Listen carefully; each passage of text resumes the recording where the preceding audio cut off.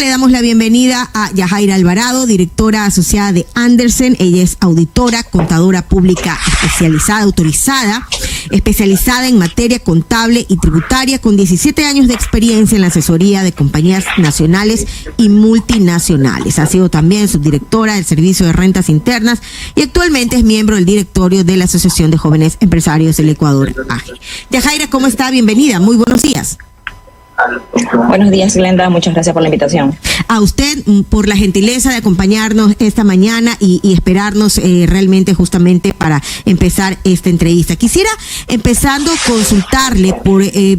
Ya tenemos un calendario tributario y sobre todo siempre nos preocupa el tema de los recursos, porque obviamente sabemos que lo que necesitamos siempre es dinero, pero por lo menos para el mes de enero, pues dentro de las recaudaciones se cuenta con la declaración semestral del IVA por servicios grabados con 0% de IVA, como servicios de arrendamiento, declaración mensual del IVA para los que prestan servicios profesionales con tarifa 15%, entre otros, y así hay algunas acciones mes a mes. ¿A usted como experta le preocupa este tema de la recaudación tributaria para este 2025? ¿Cuáles son sus previsiones en base a todo este escenario que hemos vivido en el 2024 y las expectativas en este 2025? A ver, recordemos que la recaudación del año 2024 fue superior al año 2023 por algunas reformas tributarias que dieron paso a un incremento en la recaudación. Recuerden que se recaudó una contribución temporal por seguridad que arrojó aproximadamente $500 millones para el fisco.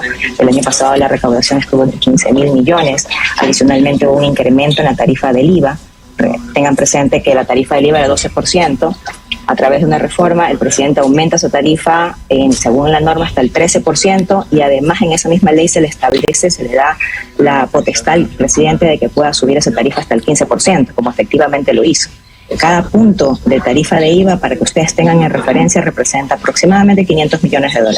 Por tanto, que con esos 3 puntos porcentuales que existió el incremento de la tarifa, se recaudaron 1.500 millones. Esas son las estimaciones que inicialmente, cuando se promulgó la ley, estaba previsto en el informe emitido por el Servicio de Rentas Internas. Ahora, ¿qué se espera para lo que va de este año? Bueno, se espera probablemente un incremento en la recaudación, producto de algunas contribuciones adicionales o algún cambio que se pueda dar en una reforma tributaria. Recordemos que uno de los principales ingresos del Estado, sin duda alguna, son los impuestos. Entonces, esos impuestos que se van a recaudar son los que hacen que se fundamente todo lo que nosotros hacemos, la inversión del gasto público. Por tanto, probablemente, y en vísperas que estamos en campaña y de elecciones, es lo más probable que exista una reforma tributaria que recaude más impuestos para poder financiar el presupuesto del Estado. Tengo una preguntita por aquí de un oyente. Dice, posiblemente llegue a ganar en este año más de $1.000. Me preocupa que obviamente tengo que declarar impuesto a la renta, pero no estoy en situación de dependencia, es por el cachuelos, digámoslo así, ¿no?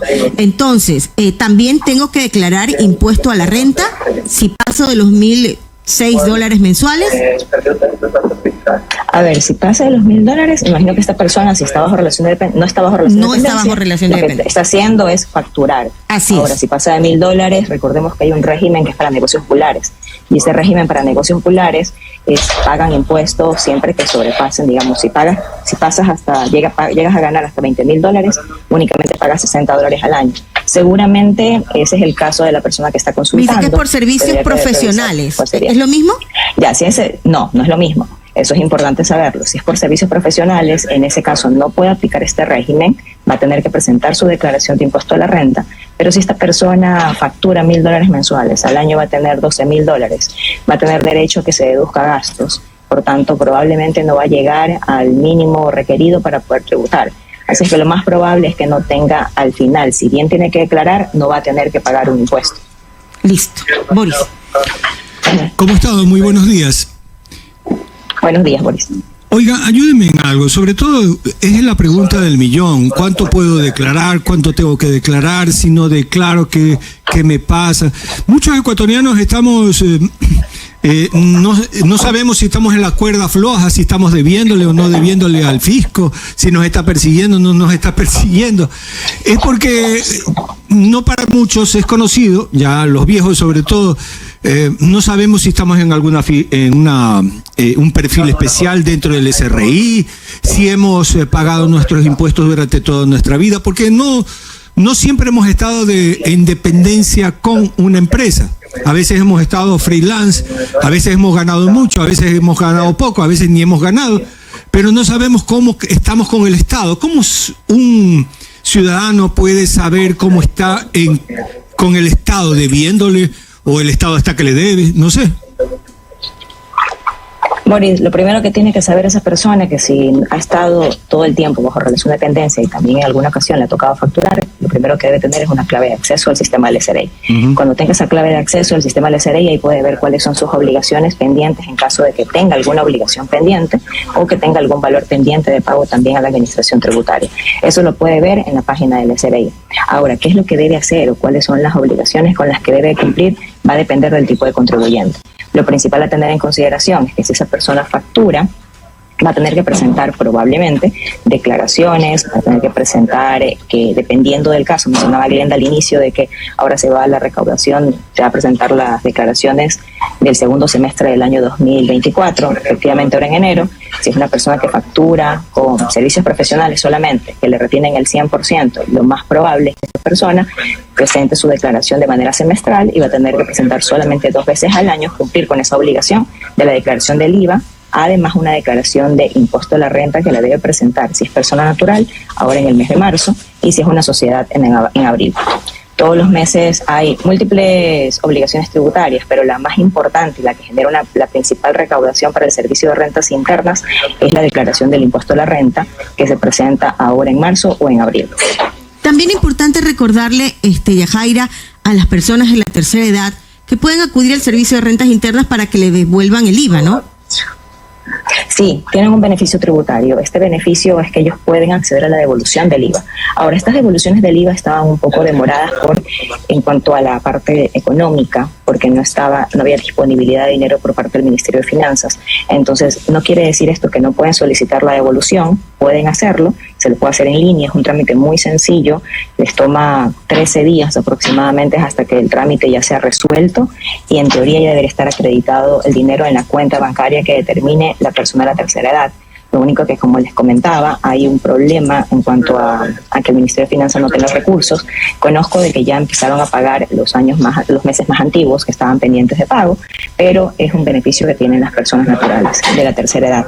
Así también estas personas también tienen, solamente aclarar algo, que estas personas también tienen como beneficio que si van a determinar su impuesto a la renta, tienen una deducción especial de aproximadamente $11,000 que pueden descontarlo de su declaración del impuesto a la renta anual. Entonces, en el ejemplo que planteabas hace un momento, Glenda, de una persona que factura $1,000 mensuales, que llega a $12,000 al año, entonces esa persona tiene chance de descontarse más allá de lo que tiene de sus gastos, también puede descontarse aproximadamente $11,000 más. Y después de eso, si le arroja un valor todavía en positivo, tiene que saber si es que paga o no paga impuesto a la renta.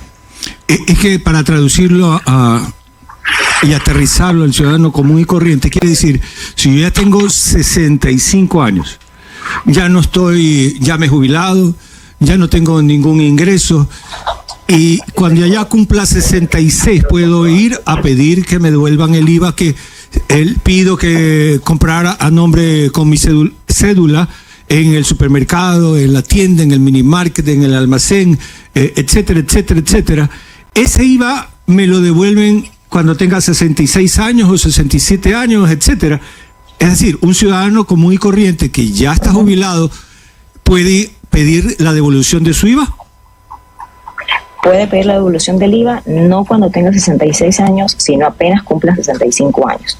En ese momento, a partir de ese momento, puede solicitar la devolución. Y no tiene que esperar un año, puede hacerlo de manera mensual. ¿Y a qué corresponde este IVA que le van a devolver? Al IVA que sea necesario para su día a día.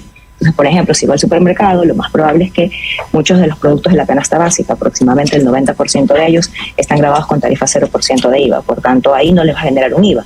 Pero si va a comprar, por ejemplo, la parte de los insumos de limpieza, esos insumos están grabados con IVA. Ese IVA que paga por la compra va a ser sujeto a devolución y el SRI se los va a devolver. ¿Medicina? Entonces, tampoco es requisito de que sea jubilado, ojo, porque puede ser una persona de 65 años que no está jubilada, claro, y aún así tiene derecho medicinas a tener también, la devolución. ¿no? Medicina, pero recordemos que las medicinas están grabadas con tarifa cero. Entonces han de ser casos muy puntuales en los cuales haya quizás algún suplemento Claro. que no es considerado medicina y que se lo envían a tomar, y obviamente eso está grabado con tarifa, en este caso 15% para este año. Entonces, Yajaira, tenemos también que acostumbrarnos, independientemente de la edad, a pedir siempre factura. Es parte de la cultura tributaria. Todos deberíamos pedir factura, porque de esa manera se va, primero que tienes el sustento del pago que estás realizando. Entonces algunas personas dicen, yo no necesito la factura porque ya sé que no tengo gasto, porque soy trabajador bajo relación de dependencia y al final no pago impuestos, o a su vez porque simplemente desconocimiento. Es importante que pidan la factura porque ese es el comprobante de venta válido y lo que permite a su vez que todas las personas paguen lo que tienen que pagar. Pero las no sería... compañías factura tiene Ajá. que pagar impuestos. ¿No sería normal dejar eso de que, oiga, quiere con factura, sin factura? Debería ir directo con factura y con el número de la cédula, porque así sería, nos evitamos la pregunta. A veces pasa la caja y dice, ya me olvidé de darle el número de cédula. Muchos se hacen los locos, pero en realidad debería ser obligación, directamente con su número de cédula para que la factura sea automática. Es obligación, ojo, la compañía que está o el negocio que está facturando, que está vendiendo, está obligado a emitir un comprobante de venta válido. Lo que pasa es que en algunas ocasiones el consumidor no lo requiere. Entonces, como no lo requiere, la compañía no emite el comprobante en ese momento y bueno, después no queda registro como tal por un lado de la venta y por el otro lado de la compra. Pero es obligación. Pero las personas que no emitan facturas están incumpliendo con un deber y pueden acarrear sanciones. Yajaira, pero también hay que recordarle a los que nos escuchan que porque muchos van a decir, no, yo no necesito. Si usted está en relación de dependencia y ya entra en esta categoría de que puede justamente declarar y todo lo demás, recordar que por sorteo, no sé si haya cambiado en ese aspecto, porque a mí me pasó un tiempo atrás, bueno, hace muchos años realmente, que por sorteo tiene que presentar justamente la declaración por parte de la empresa. Creo que era por sorteo de algunos empleados. Y obviamente ese año yo no tuve y me multaron los del SRI. Entonces quedé curada. ¿Esto todavía está en vigencia, Yajaira? A ver, no es por sorteo, lo primero. A ver, no tienes que presentar tu declaración de impuesto a la renta. Como regla general, si tú estás bajo relación de dependencia, es tu empleador quien a su vez te retiene a ti el impuesto y por ende, en este caso no tienes obligación de presentar, salvo que tú quieras aprovecharte, por ejemplo, de gastos personales, en cuyo caso ahí estás obligado obviamente a presentar tu declaración de impuesto a la renta, a presentar tu anexo de gastos personales cuando tienes, digamos, todos los sustentos, que ese anexo se tiene que presentar este año. Entonces ahí sí tienes que hacerlo. Pero por sorteo no es así. Lo único que pasa al interno de la administración es como parte de sus procesos de control, revisa quiénes han incumplido con esta obligación. Entonces probablemente ese fue tu caso. Verificaron que hubo alguna condición que no cumpliste y que tenías que haber presentado tu declaración y por ese motivo te notificaron y te sancionaron y te impusieron una multa. Pero es importante que presentes tu declaración. Ahora, tengan presente que ahora con los gastos personales a los que tienes derecho y que tienes una deducción, o sea, un uso de un crédito tributario, uno de los valores importantes que se incorporaron ya el año pasado ya estaba vigente, era el uso de la alimentación o de los gastos que tú incurres en tus mascotas, en salud, en alimentación de tus mascotas, también como uno de los gastos personales. Entonces, también tengan presente eso. Hace pocos días el presidente anunció en sus redes sociales de que a partir del 1 de febrero los alimentos de mascotas iban a estar grabados con tarifa 0% de IVA. Hasta la fecha todavía no se sabe cómo lo va a hacer porque todavía no hay ninguna disposición formal más allá de la comunicación que se hizo a través de sus redes sociales. Entonces esperemos para ver qué va a pasar con ello. Ese es un rubro importante que representan en los gastos de todas las personas que tienen especialmente mascotas. Yajaira, muchísimas gracias por estar esta mañana con nosotros, importantísimo, porque son todos estos cambios que a veces la gente piensa que no nos atañen o que no nos importan y están ahí en el día a día. Siempre bienvenida la invitación para seguir conversando de estos temas que a veces pensamos que no nos afectan, pero sí, el tema de la tributación nos atañe a todos. Siempre bienvenida, Yajaira. Muchas gracias, Boris y Glenda. Un gusto. Le agradecemos a Yajaira Alvarado, directora asociada de Andersen, por estar esta mañana con nosotros analizando justamente los retos en materia de tributación para este 2025. Nos vamos a una pausa y regresamos enseguida.